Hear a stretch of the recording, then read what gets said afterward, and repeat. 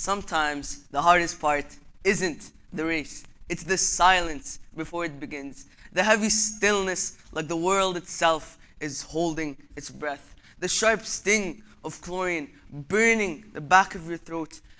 And the faint drip of water echoing off cold, tiled walls. Each drop a reminder that you're alone.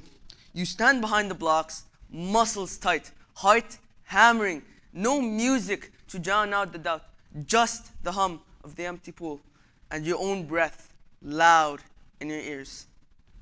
You glance around and realize you're the only one here. Last year I missed qualifying for a swimming final by 0.14 seconds. Do you know how small that is? Less than a blink, less than the snap of my fingers. I remember slamming myself into the wall, seeing my name just under the scoreboard. The crowd roared, but I couldn't hear it. And in that moment, all I could think was, wasn't I ready? Didn't I do enough? That night, lying in bed, I replayed every stroke, every turn, every breath. It haunted me. Because in swimming, like in life, the difference between moving forward and falling short is a fraction of a second.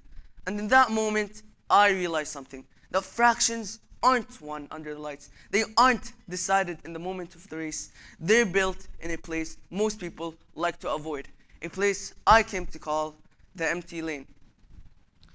So that summer, while everyone else chased sun, beaches, and laughter, I chased something else. The cold bite of dawn air on my skin. The alarm rang at 4:44 a.m. There were mornings where I begged myself to stay in bed, but the pool was waiting, cold, unforgiving.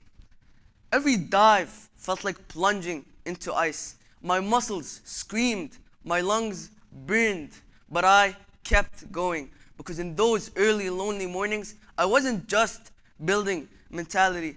I wasn't just building mentality. And I'm not the only one who found strength here. Michael Phelps, the greatest Olympian in history, spent years in silence before dawn. While his competitors trained once a day, he trained twice, depositing effort into what he called his bank of victories. Kobe Bryant, after championships, after critics, after injuries, was still in empty gyms at 4 a.m.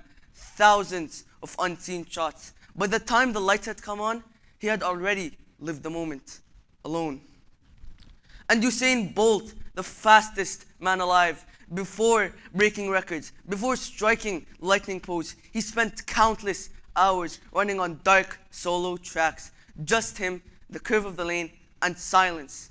That's the truth of greatness. The world sees the medals, but it's the empty lane that made them possible.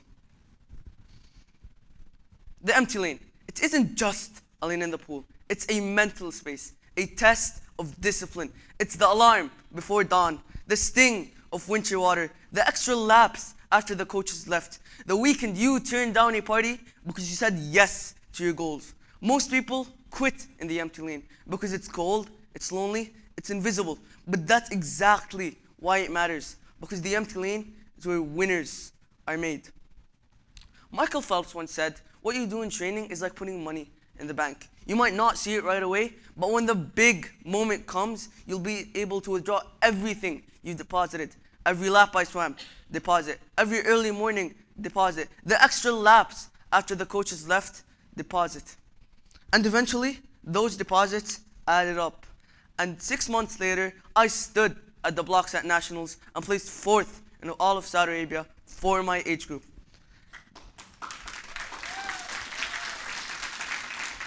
The same coach who once told me I couldn't, he watched me do it. But I didn't do it for revenge. I did it because I believed this. Hard work beats talent when talent doesn't train.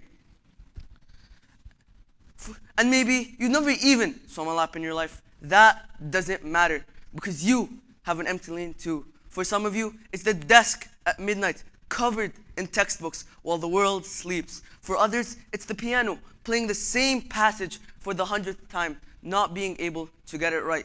It might be the basketball court after dark when the only sound is the echo of the ball. So let me take you back to the silence before the race, the sharp sting of fluorine. That's where it begins. Not when the crowd is cheering, not when the medals are handed out, but in silence, in the moments no one sees. Because one day, that lane won't be empty. The stands will be full. The lights will be blinding, and you'll smile because you already raced in the empty lane. Thank you.